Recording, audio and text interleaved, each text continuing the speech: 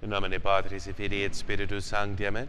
Ave Maria, gratia plena Dominus tecum, benedicta tu in mulieribus et benedictus fructus ventris tui, Iesus.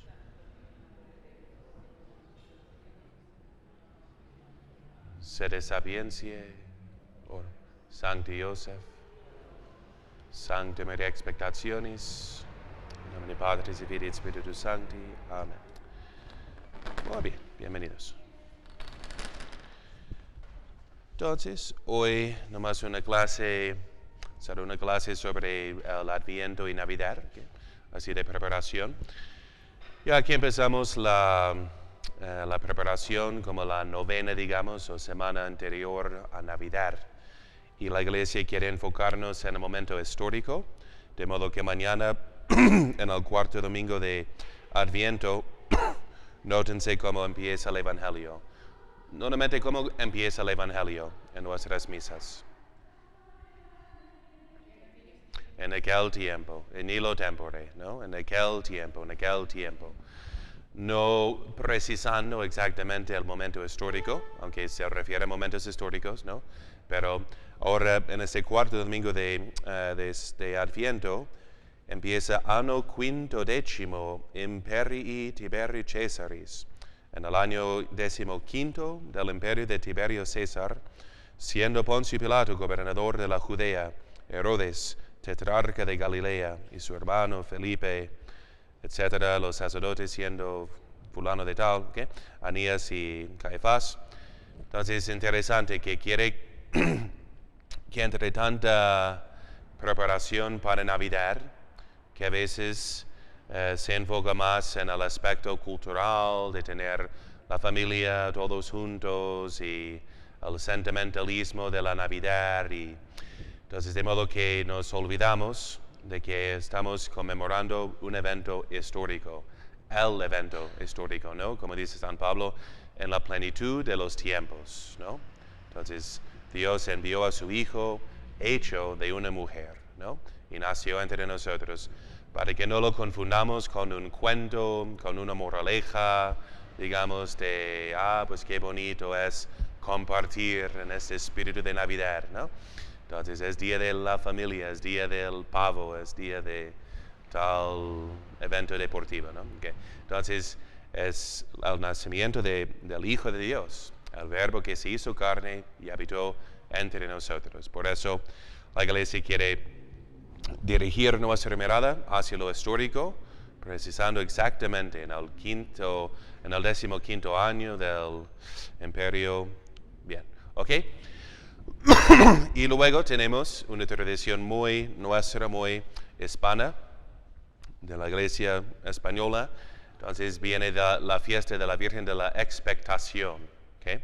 Entonces, o la Virgen de la O. ¿Han escuchado ese título? ¿Okay? Entonces, de la expectación o la Virgen de la O. Entonces, yo conocí, creo que dos ya, aquí en Guadalajara, dos Marías de la O, así se llaman. ¿Conocen alguna María de la O? Okay. Un nombre muy apreciado aquí por ser el nombre de nuestra patrona, Mariana, de la arquidiócesis, que es la Virgen de Zapopan, ¿no? Decimos Zapopan por el lugar, pero ¿qué es su fiesta? ¿Cuál Virgen es? Entre todos los títulos y misterios así que conmemoramos a la Virgen, como refugio, socorro, dolores, ¿no? Entonces, ¿cuál es de la O? La Virgen de Zapopan, ¿okay? Entonces, es la Virgen de la Expectación, ¿okay? ¿Y por qué? Muy buena pregunta. ¿Qué quiere decir la O? Es de las antífonas de la O, o las antífonas mayores, que empezamos desde el 17, así en las primeras vísperas, ¿okay? Hasta el 24. Cada noche rezamos las vísperas, ¿okay? Entonces, mientras se ponga el sol. Y en la antífona para la Magnificat, ¿no? Normalmente tomamos de tal santo, así es un mártir o virgen, etcétera, ¿no? ¿Okay? Entonces de una virgen, por ejemplo, ecce sponsa Christi, accipe corona. He aquí la esposa del Señor, recibe tu corona, ¿no? ¿Okay? Entonces cada fiesta tiene su antífona, mas estos días tienen sus antífonas propias, que son las mayores, o digamos de la O, ya que cada antífona empieza con O, en español con la H, ¿no? Exclamación O. O sapiencia, O Adonai, O Rex, okay, creo que es Radix ese. Luego Clavis David. Luego O Oriens. O Rex Gentium. Y por último, O Emmanuel. Okay. Desde el 17 al 24. Tienen el mismo esquema musical. O Rex Gentium. Bien. Entonces esos cantamos, ¿ok? ¿Y qué son esos títulos? ¿A qué se refieren? Se refieren a títulos proféticos de nuestro Señor en el Antiguo Testamento. ¿Okay? Entonces, en sus misales, ahí viene, después del tercer domingo de Adviento, ahí menciona para el 17, menciona, oh sabiduría, que saliste de la boca del Altísimo, alcanzando de uno a otro con fin, y dispones todas las cosas con fuerza y con suavidad. Ven a enseñarnos al camino de la prudencia. ¿Okay? Y eso se toma de Eclesiastes 24 y del libro de la sabiduría 8. Ustedes conocen esos pasajes porque son los que leemos en las fiestas de la Virgen, ¿no? De que yo estaba con Él antes de la creación del mundo. ¿Okay? Entonces, ¿a qué se refiere? A la sabiduría eterna, que es el logos, el verbo, la palabra, ¿okay? Lo que significa la palabra de Dios, ¿okay? Que estaba en el principio con Dios y era Dios. Verbo, logos en griego, como filología, teología, logia de algo es el estudio de, ¿no? La razón, la esencia, la sabiduría de tal tema, ¿ok? Entonces, eso aplicamos primero a Cristo, pero también a la sede sapiencia, al trono de la eterna sabiduría, ya que también se refiere a la intención de crear a María Santísima como la corona del universo, de la cual iba a tomar su naturaleza humana nuestro Señor, ¿no? De modo que es más fácil separar la luz del sol que separar a Jesús de María. ¿Okay? Por eso siempre se puede aplicar a ambos así análogamente. Bien, entonces sapiencia, sabiduría, ¿okay? Eso, y léanse pues este libro de sabiduría, por ejemplo, o de Eclesiastes. Se lee como si fuera el Evangelio, ¿no? De San Juan. Entonces está tan alto de sabiduría, hablando de la personificación de la sabiduría como la segunda persona de la Santísima Trinidad. ¿Okay? Entonces son libros, si no me equivoco, fueron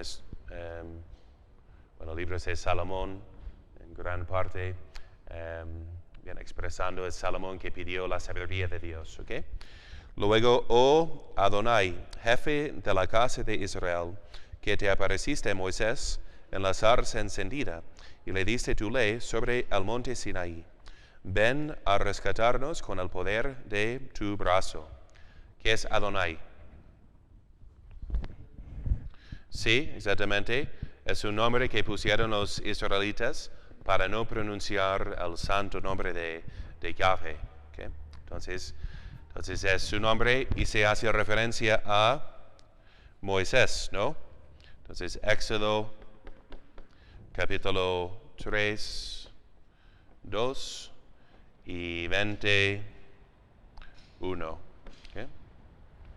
Capítulo 3 y capítulo 20. ¿De qué habla? ¿Se acuerdan? ¿A quién reveló su nombre Dios? A Moisés, ¿no? Porque Dios lo envió a los israelitas y dijo, pues yo no he vivido con ellos, he vivido más bien en la casa del faraón, ya que su esposa me rescató cuando me pusieron a morir en el río, y entonces no me van a creer. ¿Cómo te llamas? Si me preguntan. Y dice, pues yo no soy un Dios como tienen entre los egipcios, sino yo soy el que es. Yo soy quien soy, no tengo nombre. No me puedes nombrar porque no me puedes comprender. No soy un ser, soy el ser infinito. ¿Okay? Entonces, por ser un concepto que sobrepuja todo entendimiento humano, así Dios revela su nombre de esta forma incomprensible, ¿no? De modo que, por respeto, no pronunciaban ese nombre. Menos una vez al año en el Santo Santorum, así fue pronunciado por el sumo sacerdote. ¿Okay? Y vemos que por eso no estamos 100% seguros de cómo se pronunciaba. ¿Okay? Por eso de eso de Jehová solo tienen los consonantes, algo así, ¿no? Solo tienen los consonantes en hebreo, no escribían las vocales, que era por tradición oral. Otra prueba contra la sola escritura de Lutero, ¿no? Entonces, sola escritura, que la escritura sola es la regla de la fe, ni se puede leer sin la tradición, porque son puros consonantes, ¿no? Entonces, hace muchos años, siglos después, intentaron poner vocales, y hubo mucho debate que no era otro significado, otra palabra con otros vocales, ¿no? Entonces, bien, entonces por eso el debate de cómo, y la opinión, incluso entre católicos, comienzos en la primera mitad del siglo XX, era más Jehová, pero luego creo que tienen la más evidencia para decir, no, más bien se pronunciaba Yahvé. ¿Okay? Bien. ¿Ok? Entonces, Adonai. Bien, la revelación de su nombre. Radix Yese, oh raíz de Jesé, que estás como estandarte de todos los pueblos, en cuya presencia se callarán los reyes y te invocarán los gentiles. Ven a salvarnos, no tardes ya. ¿Okay? Eso de Isaías 11:10. Cuando dicen en el Evangelio que se llamará Nazareno como profecía, se nos confunde un poquito porque a cuál pasaje se refiere en el Antiguo Testamento. En ninguno dice va a llamarse Nazareno. Pero otra vez, los israelitas no eran protestantes. No sabían la Biblia sola. Eso es totalmente absurdo e imposible. ¿Okay? Entonces, lo leímos ayer, de hecho, ¿no? De Isaías 11, donde menciona, bueno, lo saco aquí, de Viernes de las Témporas.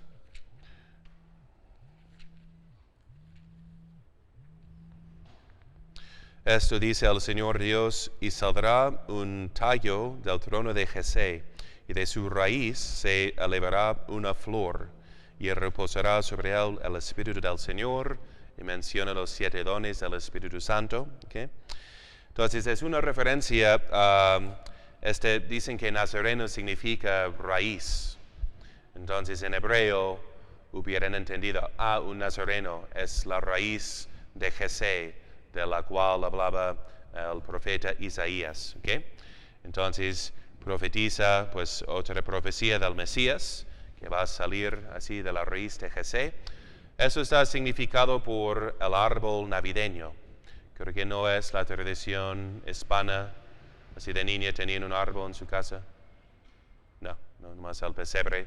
Entonces ahora van copiando los gringos. Pero tomen en cuenta que a veces las costumbres anglosajonas son católicas, así de la tradición anglosajona de Europa, de Alemania, Baviera, Inglaterra, Irlanda.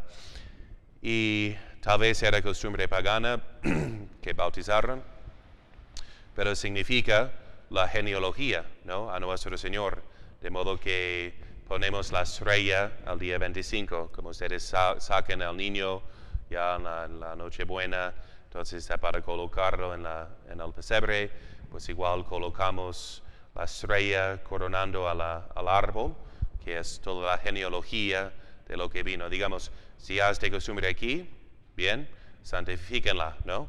Entonces con los niños explicando, van a poner esos referentes de profecías al Antiguo Testamento, viendo que de esa raíz, entonces llega, por fin, desciende nuestro Señor, ¿no? Bien, ok. Bien, luego, oh llave de David y cetro de la casa de Israel, que abre sin que nadie pueda cerrar y cierra sin que nadie pueda abrir. Ven y saca de su prisión a los cautivos sentados en tinieblas y en las sombras de la muerte. ¿Okay? Aquí tenemos la referencia muy importante de Isaías 22:22 y también del Apocalipsis 3:7 y de Lucas, San Lucas 1:79. Que creo es la referencia de que sentará sobre el trono de David, ¿no? Como dice el ángel a María. ¿Okay? Lo que leemos en el Apocalipsis, que el Señor tiene las llaves, ¿okay? Entonces en su mano. Pero aquí ustedes conocen a Isaías 22:22 por la plática apologética. Cuando el Señor dice, tú eres Pedro, sobre esa piedra edificaré mi iglesia, a ti te daré las llaves del reino de los cielos, todo lo que abras, cierres, ¿bien? Atares y desatares, ¿bien? ¿Cómo lo hubieran entendido los apóstoles? ¿Es una novedad que el Señor está inventando en ese momento?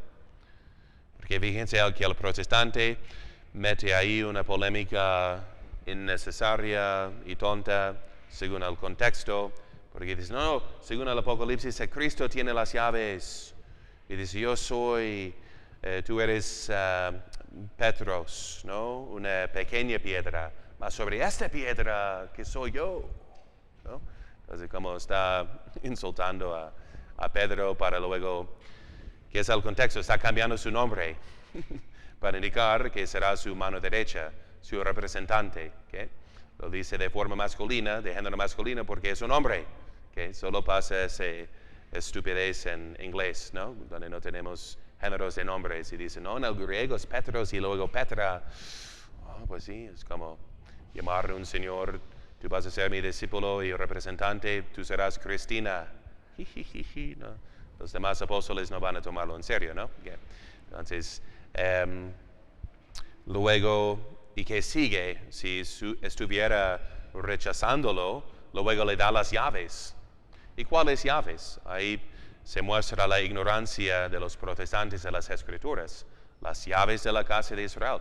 Lo cabe de reconocer como el ungido, el Cristo. ¿Quién es el ungido? ¿Quién es el Cristo? El Mesías. Pues desde el Antiguo Testamento eran los reyes. Samuel, por ejemplo, el profeta, ungió a David. Siendo ungido en griego es Cristo, ¿no? En hebreo Mesías. ¿Okay? Entonces, eran ungidos, pero el ungido, el Mesías, por excelencia, el mero, digamos, ¿no? Entonces es nuestro Señor. ¿Okay? Lo reconoce así. ¿A poco hubo un oficio en el reino de David de entregar llaves de parte del rey a alguien? Claro que sí. Isaías 22:22 menciona que el rey tenía su mano derecha, su albaín, creo que se dice en hebreo, su prime minister, ¿no? A quien entregaba las llaves. Si yo te doy mis llaves, ¿qué significa?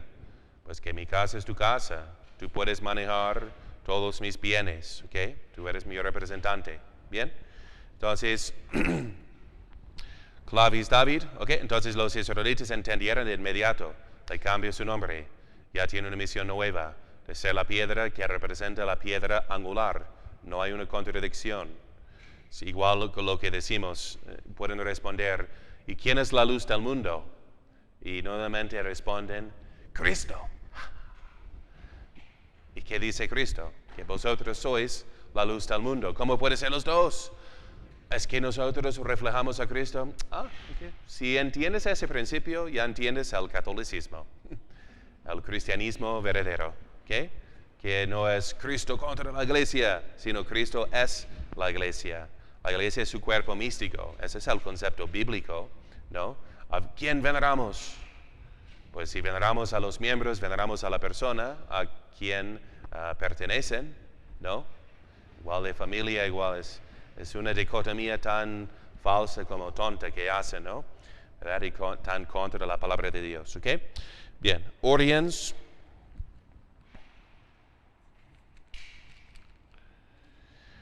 O Oriens, splendor, lucis, esplendor de la luz eterna y sol de justicia, ven y alumbra a los sumidos en tinieblas y en sombras de muerte. Ahí tenemos la referencia al Salmo 106, okay. Versículo 10. A ver si alguien lo tiene en su Biblia ahí. ¿Nadie tiene Biblia? Muy bien. Entonces pueden buscarlo en su casa. Ok, entonces 106, 10. Ustedes saben que el Señor es la estrella del oriente. Okay? Eso fue una profecía también de Balán, okay? Que vamos a conectar con los 3 reyes magos, cómo llegaron a tiempo.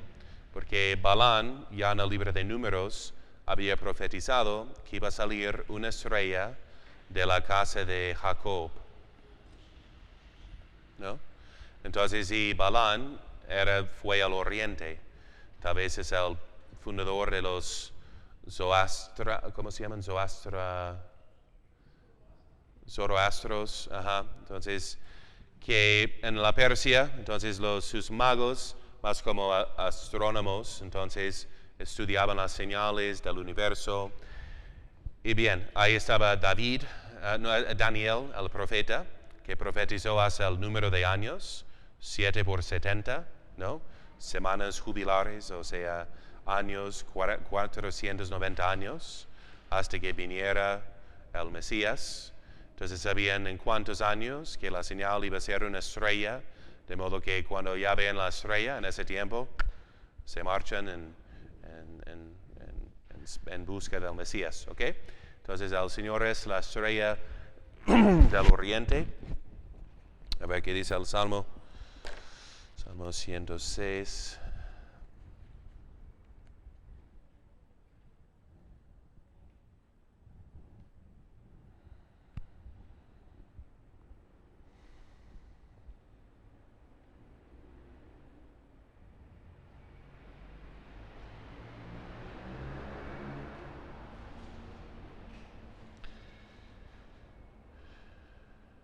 Ok, aquí menciona nomás, estaban sentados en tinieblas y sombras de muerte, cautivos en la miseria y en los hierros. Menciona, en ese contexto meditamos el Benedictus del cántico de Zacarías, que menciona cómo esta luz así brilló sobre los que yacían en tinieblas. ¿Ok? Bien. Ok, entonces es la luz del mundo. Bien.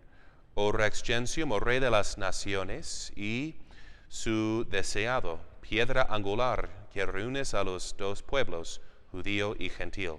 Ven y salva al hombre que formaste del lodo. ¿Okay? Ahí tenemos de referencia al profeta, ¿cómo lo dicen? Ageos 2. También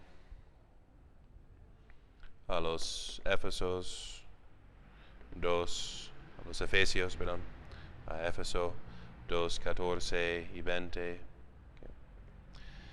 Bien, entonces, Rey de las Gentes, eso es, hay muchas profecías realmente, ¿no? Desde Abraham, a través de su descendiente, iban a ser bendecidas todas las naciones de la tierra. ¿Solamente los israelitas? No. Y San Pablo enfatiza mucho eso, diciendo que, mira, pues Abraham no es de la tribu de Israel, es anterior a Israel, ¿no? Jacob Israel, que es más bien su abuelo, nieto. Entonces habla de, y además no estaba circuncidado cuando recibió esta promesa, que era según su fe, no según un rito que simboliza la fe. Entonces enfatiza que, pues, y además San Lucas traza, o más bien, pues la genealogía de nuestro Señor, de ascendencia, empezando con José y con nuestro Señor y trazándolo hasta Adán, que el Señor vino como nuevo Adán, no simplemente como el hijo de Israel, de David, sino viene para reunir toda la raza humana. Eso fue el plan original, ¿no? Noé era judío, no. Abraham era judío, tampoco, ya que judío de la tribu de Judá es uno de los hijos de Israel, ¿no? Ni todos los israelitas son judíos, y si vamos antes, pues Noé ya, de Noé tenemos todas las naciones, realmente, ¿no? Normalmente dividen de sus 3 hijos las 3 razas principales, ¿no? Como dicen, caucasoide, negroide y bueno, la gente café, amarilla y blanca, ¿no? Okay. Entonces, esos 3 se poblaron todo el mundo, ¿no? Okay. Bien. Entonces, rey de las gentes, ¿okay? Entonces viene para todos. Cuando se presentan al templo, entonces así exclama San Simeón, así lleno del Espíritu Santo, en anunc dimiti servum tuum Domine. ¿Okay? Ahora puedes dejar despedir a tu siervo en paz, Señor. ¿Okay?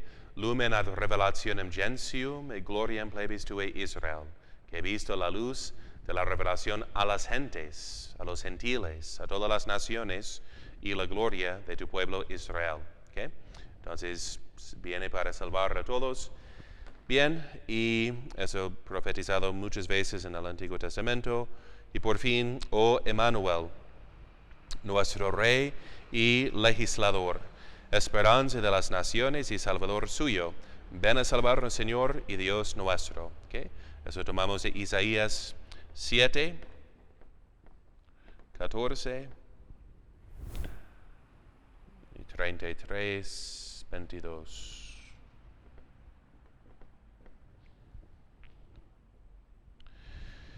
Ok, ¿a qué se refiere entonces Emmanuel? Esa es la profecía que ya todos saben. Aquí una virgen concebirá y dará a luz a un hijo, le pondrá por nombre Emmanuel. ¿Qué quiere decir? Dios, Él, como Israel, todo eso es de Él, entonces con nosotros. ¿Okay? Dios con nosotros, Emmanuel. Bien, ahora bien, y termina con eso, ¿no? De la virgen que va a concebir y dar a luz. Las profecías solo se entienden perfectamente cuando se hayan cumplido.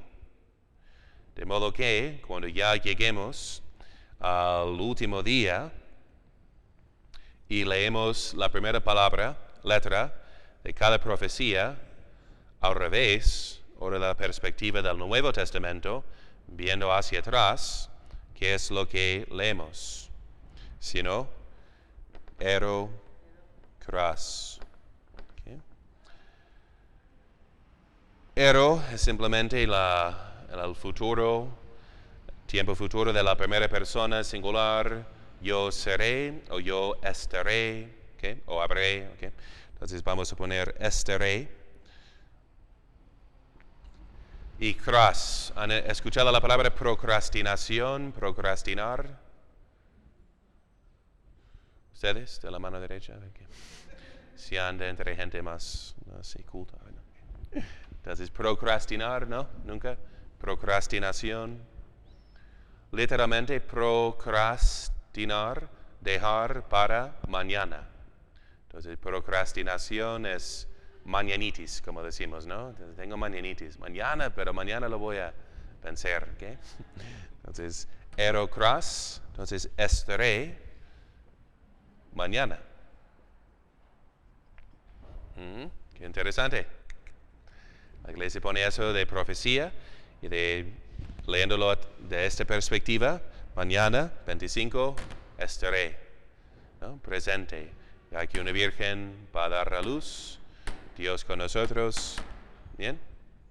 Unos dicen con la primera letra de cada es O, entonces será O, así de maravillarse, okay.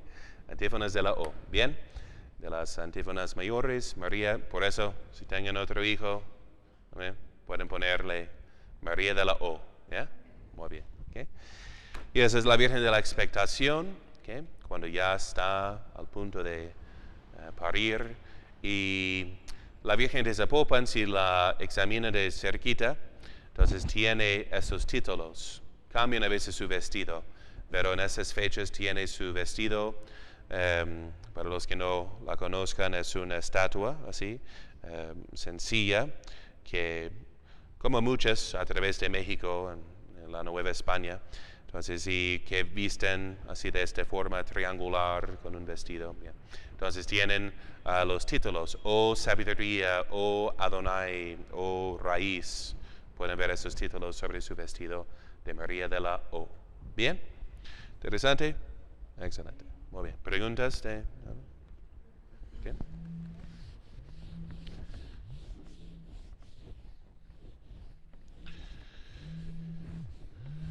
Por eso es bueno tener un misal. Ahí tienen en ese misal que hicieron, tienen hasta las vísperas, ¿no? Y es muy útil, ¿no? Para meditar todos esos temas litúrgicos, ¿ok? Entonces, ustedes saben que en el Adviento hemos estado contemplando las tres venidas de nuestro Señor, ¿no? Sí, Padre. Okay, muy bien, excelente. Excelente. Adviento, las tres venidas. ¿Qué son las tres venidas que contemplamos? Por eso, tan importante que rescatemos y conservemos el sentido penitencial, porque no es simplemente viene Navidad, ya viene Navidad, qué emoción, y pues ya viene el Señor a juzgar a los vivos y a los muertos también. Qué bonita, ¿no? No tan, ¿qué más? Dies ira, ¿ok? Entonces contemplamos primeramente su venida al fin del mundo, ¿ok? Entonces cuando como juez a juzgar a los vivos y a los muertos, ¿ok? Digamos al fin del mundo. Y eso nos da motivo de hacer penitencia, ¿okay? Para no perdernos. Recuerda de tu fin en todas sus obras y no pecarás jamás. ¿Okay? Vamos a ser juzgados en el día final. Pórtense bien. ¿Bien? ¿Okay? Fin del mundo. ¿Qué más contemplamos? Por fin llega el 25, entonces como Redentor, su venida a Belén. Y su venida entre tanto, o entre ambas, que es su venida a su cuerpo místico, ¿okay? Entonces, a la iglesia, ¿okay? La venida en su cuerpo místico. O podemos poner cuerpo de Cristo, que bíblicamente es tanto la Eucaristía como la iglesia, para hacer esa conexión, ¿no? De que, entonces, su venida eucarística. Entonces viene presente entre ambas para salvarnos, para aplicar la gracia de la redención a nuestras almas, para que nos vaya bien en el juicio final. ¿Okay? Y digo, en la misa tenemos un resumen. Vivimos todo el tiempo litúrgico, todo el misterio de Cristo, ¿no? Porque nace en la Santa Misa, sí. Hay una preparación como Adviento de esperarlo, sí. Escuchando lecturas, profecías, lo esperamos, nace. Belén quiere decir casa de pan, ya prefigurando su nacimiento eucarístico entre nosotros, ¿no? Entonces, derrama su sangre en la Santa Misa, sí, en el cáliz hay dos consagraciones distintas. Se representa su resurrección también, cuando mezclamos ya una partícula en la sangre, la paz sea con vosotros, 3 cruces, 3 días, en la tumba, paz que anuncia a los apóstoles, ya resucitado, la reunificación, digamos, de su cuerpo y su sangre, Cristo resucitado. Entonces lo recibimos, subimos al cielo en Él, somos enviados con el Espíritu Santo, ¿no? Entonces, como todo el ciclo litúrgico está representado, digamos, en la Santa Misa, ¿okay? Entonces, hasta el juicio, ¿no? Y que concuerda, digamos, con esta primera venida a Belén. ¿Lo recibieron?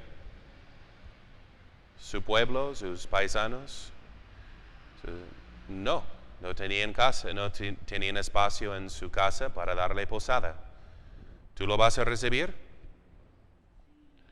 Y será peor si no, porque ellos sabían nomás de profecía. Ahora sabemos toda la historia y cómo se cumplió. Y ahora viene en la Santa Misa. Ahí está, nace en su casa de pan. ¿Lo vas a recibir en tu casa? ¿Vas a comulgar? Entonces, si no, ahí tienes la respuesta en cuanto a tu juicio final. ¿Qué te va a decir? Sino que no te conozco. No, pero yo soy muy aficionado. Mira, tengo mi camiseta que dice Jesús es mi Salvador y tengo tu imagen en mi casa pero a mí nunca me recibiste a mí. ¿De qué hablas? De símbolos, ¿no? Yo no soy un símbolo. Yo soy tu Dios. Yo estaba así hambriento, desnudo, etcétera, encarcelado y no me recibiste, no me visitaste, no me diste a comer y beber. No me diste tu corazón, es lo único que te pedí. Y no me dejaste entrar en tu casa. ¿No? ¿Sí? Ahí según eso recibiremos la respuesta. ¿Okay? Ya decidimos, según todo ese dinámico. ¿Okay? ¿Bien? ¿Ok? Y luego en Navidad contemplamos sus 3 nacimientos. Pensando, 3 nacimientos. ¿Qué herejía se está inventando el Padre esta mañana? No tomó su café y ya está confuso seguramente de algo. Entonces, 3 venidas, 3 nacimientos. ¿Por qué 3 nacimientos? ¿Cuántas misas hay de Navidad? 3 misas. ¿Okay? Si no lo sabían, tenemos la misa de gallo, ¿okay? De medianoche.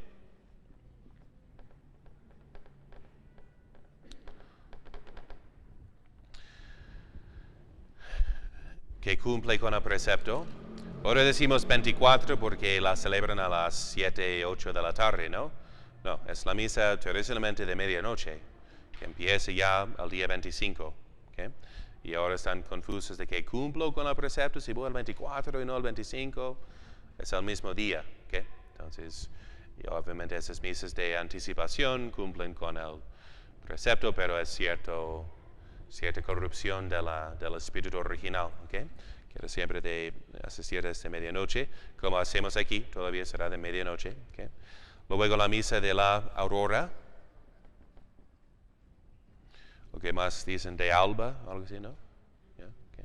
Entonces de aurora, y luego la misa del día, ¿okay? Tradicionalmente eso a las 12, pongamos 6 de la mañana, y a las, pongamos 9, ¿ok? Bien. Entonces, según el día, antes del mediodía. ¿Y qué son las lecturas y temas litúrgicos? Otra vez, que bien, si tienen un misal para meditar estos misterios, ¿ok? Entonces, en la misa de medianoche, escuchamos en aquel tiempo de Lucas 2, 1 a 14. En aquel tiempo se promulgó un edicto de César Augusto y que hoy os ha nacido el Salvador, que es Cristo Señor, en la ciudad de David. ¿Okay? Hallaréis al niño envuelto en pañales y puesto en un pesebre. ¿Bien? Entonces contemplamos su nacimiento así histórico en Belén. En la misa de aurora, y acuérdense, es tan importante, ¿no? Porque añadimos muchos símbolos, ¿no? Que el niño Dios va a bajar, visitar a cada casa, dejar regalos. que no me gusta esta costumbre realmente. Entonces es mejor que Santa Claus, que es otro día, el 6 de diciembre, que ya ocupa el Navidad y es toda una confusión. Pero mi única preocupación es que si confundimos un cuento con moraleja, con algo histórico, entonces el niño ya a los 10, 11 años empieza, entonces no existe el niño Dios. A ver, existe el niño Dios, nomás no está viajando a cada casa esa noche, ¿no? Entonces, eso simboliza lo que es histórico. No confundan de que, entonces es cuento el niño Dios, que vino a este mundo. No. Eso no es cuento, eso es histórico, ¿verdad? Bueno, ustedes decidirán, pues ya. Okay. Entonces, ¿por qué no simplemente decir vamos a intercambiar regalos en honor de Cristo, ya que Cristo se regaló a nosotros? Bueno, pues, ok. Bien, entonces entonces luego en la aurora, ¿qué es lo que? Porque dice San Juan, ¿no? El evangelio que predicamos no es una idea, no es una filosofía, sino lo que hemos visto con nuestros ojos, lo que nuestras manos han palpado, lo que hemos oído físicamente, es lo que os anunciamos. Entonces la prédica cristiana es la prédica de un hecho palpable, no una idea. Porque la idea, el verbo, el logos, se hizo carne y habitó entre nosotros. ¿Okay? Acuérdense, cuando predicamos el Evangelio, no estamos vendiendo una filosofía que sería útil, sino es una realidad confirmada por milagros y profecías. Okay. Entonces, en la misa de la aurora, leemos el Evangelio. Entonces empieza el introito así. Lux fuge vid hodie, o algo así, ¿no? Entonces es un canto muy bonito de hoy brillará la luz sobre nosotros porque nos ha nacido el Señor. ¿Okay? La luz, que es Cristo, ya se extiende a las almas. Porque escuchamos en el Evangelio Lucas, continuamos Lucas 2, 15 a 20, que ya esta luz brilla en las almas de las primicias, digamos, de su redención, que son en aquel tiempo los pastores se decían entre sí, vamos a Belén y veamos lo sucedido. ¿Okay? Y llegan, ¿okay? Conocieron la revelación que les había sido hecha referente a aquel niño. Admiraron. Y María Santísima, ¿qué hacía? Conservaba todas estas palabras, meditándolas en su corazón. ¿Okay? Entonces, en este segundo nacimiento, es el nacimiento otra vez en nuestras almas. ¿Okay? ¿Quiénes representan los pastores? Los que velan por la noche, los que están velados esperando, ¿no? Son ellos que reciben la buena nueva, no los que están dormidos. ¿Okay? Entonces, el nacimiento en los corazones, digamos, en el corazón, por la luz. ¿Okay? Entonces, de la revelación. ¿Okay? Y esta María Santísima sigue, aunque ha dado a luz, sigue nutriéndolo internamente, la palabra que había concebido espiritualmente desde el principio de su vida. ¿Okay? Bien. Entonces, y hay una conmemoración también de Santa Anastasia. Muy curioso que hacemos una conmemoración en un día tan grande. No hay conmemoraciones en las fiestas como Pascua, por ejemplo, o Pentecostés. Es puro Pentecostés, no más Pascua. Entonces, una conmemoración de un santo en el día de Navidad. Ustedes ya saben, por su conocimiento del griego, más que yo, entonces que Anastasia significa en griego resurrección. Interesante. Entonces hay una referencia, una pista, digamos, como siempre vemos, al fin de su encarnación. ¿Para qué se va a encarnar? ¿no? Para luego inmolar esta carne, para resucitarla de nuevo y para resucitar a la nuestra. Entonces su encarnación es para extender su vida divina en nosotros, llamándonos por fin a la resurrección. ¿Bien? Entonces ya ven que sabia es la iglesia, ¿no? Sabientísima, que siempre como en Adviento, el primer domingo es del juicio final, ¿no? Para enfocarnos en el principio del año litúrgico, donde terminamos. Igual ya nace, pero ¿para qué nace? Nace para todo lo que va a suceder después. Su pasión, muerte y resurrección, ascensión, venida del Espíritu Santo y nuestra resurrección gloriosa para los que hayamos aceptado, digamos, la luz de Cristo. ¿Ok? Luego la misa del día, hay un tercer nacimiento todavía. ¿Cuál será? ¿Qué es el Evangelio? Eso es la misa de Puernatus est. Puernatus est nobis. ¿Okay? Un niño nos ha nacido, un hijo se nos ha dado. ¿Okay? Bien, el Evangelio es, in principio erat verbum, et verbum erat apud Deum, et Deus erat verbum. ¿Lo reconocen? Lo escuchan al final de cada misa, ¿no? Que decimos entre semana, el Evangelio de San Juan. ¿Okay? San Juan, capítulo 1, versículo 1.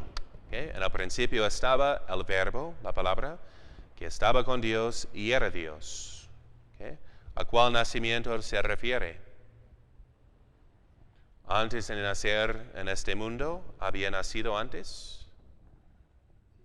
¿Qué decimos en el credo? Genitum non factum. ¿Cómo lo traducimos? Genitum non factum consubstantialem patri perquam omnia facta sunt. ¿Cómo? Engendrado. ¿Quién ha engendrado? Ustedes, bueno, entonces en este mundo, pues ustedes, las mamás, engendran hijos, ¿ok? Como el Padre Eterno lo engendró eternamente en su seno, ¿ok? En su seno eterno. Entonces es su nacimiento eterno, ¿ok? En el seno de su Padre. Obviamente es un lenguaje analógico, porque un nacimiento espiritual o un engendrar espiritualmente es como intelectual, ¿okay? Por espíritu. Engendramos conceptus, concebido, ¿no? Entonces utilizamos el mismo lenguaje. Concebí una idea. Concebiste una persona. Muy bien, entonces hay una analogía. Decía que un profesor decía, cuando escribí mi primer libro era como dar a luz a un hijo. Mi esposo no sabe de acuerdo, como que, no, no sufriste tanto, ¿eh? No perdiste tu figura por ese libro y todo. No te causó tanto dolor, pero análogo como eso es lo mío, entonces eso es todo lo que pienso, son mis pensamientos más íntimos que expreso. Ahora bien, Dios, entonces, siendo espíritu, conoce.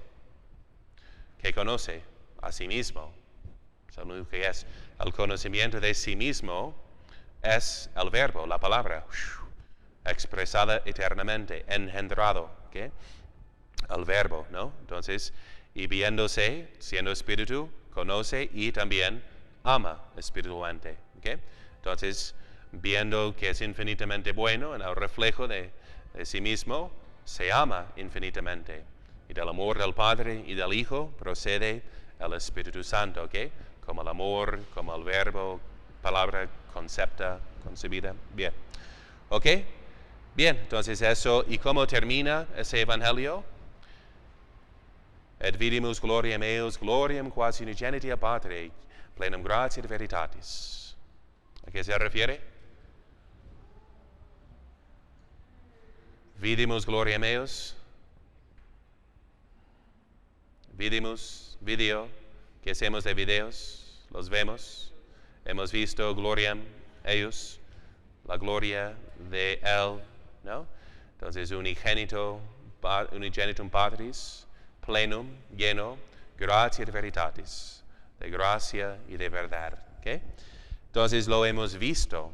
Así termina todo el misterio con la visión de su eterna gloria. A través de su nacimiento aquí en la tierra, contemplaremos, si recibimos esta luz y vivimos conforme a su encarnación, en imitación de Él, haciéndonos como niños, como Él se hizo niño, para entrar en el reino de los cielos, y por fin llegamos a contemplar, a través de su nacimiento terrenal, su nacimiento eterno, celestial. ¿No?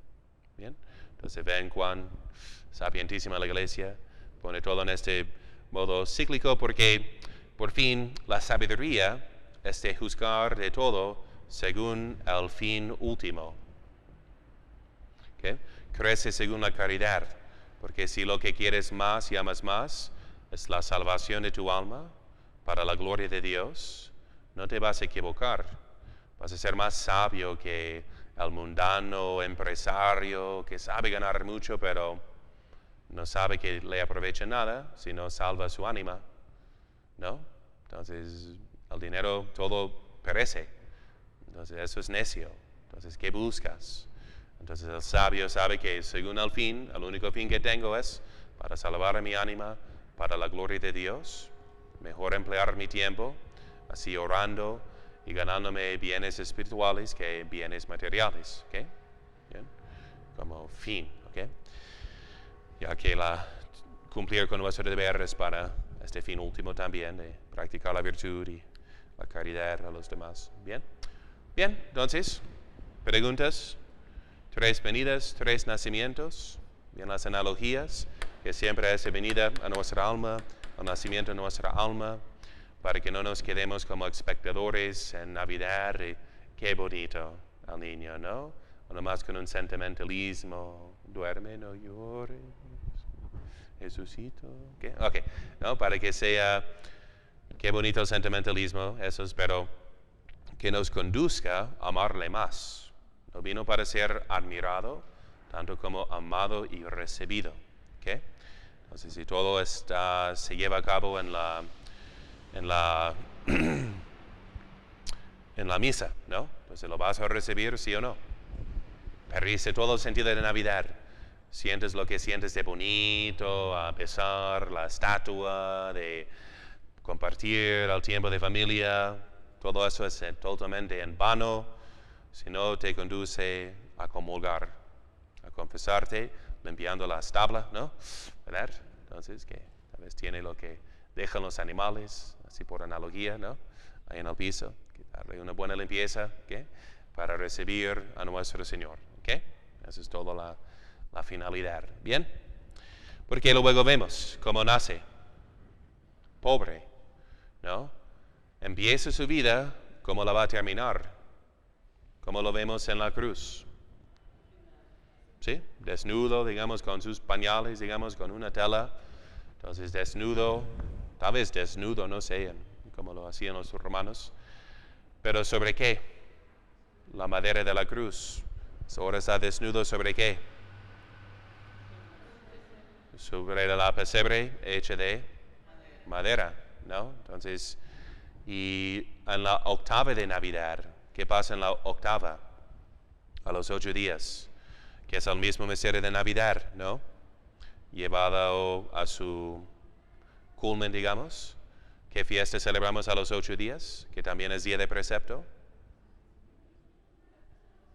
No, esos son a los 40 días. Otra presentación. Esa, muy bien. La circuncisión, así es el nombre de la fiesta, ¿ok? Ahora dicen es la fiesta de la Madre de Dios. Hay temas muy marianos en la liturgia tradicional, ¿ok? Porque es ella que lo dio a luz, y contemplamos que es ella que lo presenta, ahora para su circuncisión, pero enfóquense en el título original, octava de Navidad es de la circuncisión, ¿ok? Que no perdamos este aspecto, porque empieza a ¿qué? Derramar su sangre. Ha recibido un cuerpo que ofrece como ofrenda por nuestros pecados. Ya está derramando su sangre por primera vez. Empieza a molar su carne Y otra vez, para que no nos perdamos simplemente en el qué bonito el niño que está con nosotros, no, vino para ser recibido y asumió esa naturaleza para sacrificarla. Entonces hay que seguir esta misma dinámica, ¿no? Que nos conduce hacia la cruz, que es la entrega de amor que hacemos, ¿no? No es triste, es el gozo máximo de dar su vida, ¿no? En amor de los demás. Y luego la recibiremos en céntuplo y eternamente, ¿ok? Bien, bien. ¿Pregunta? Nada más, ¿qué quiere decir exactamente la palabra inmolar? Entiendo el concepto, pero la palabra. ¿Qué significa la palabra inmolare? Rápido, vamos.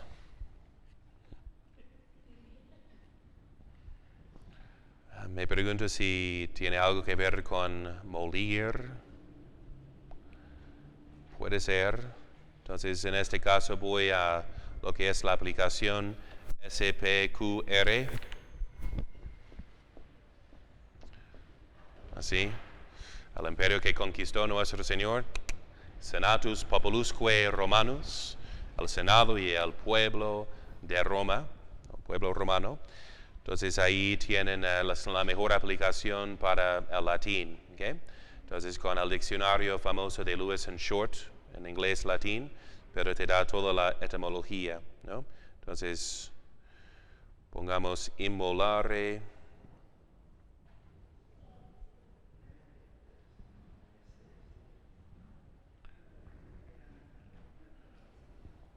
Hay que ponerle primera persona.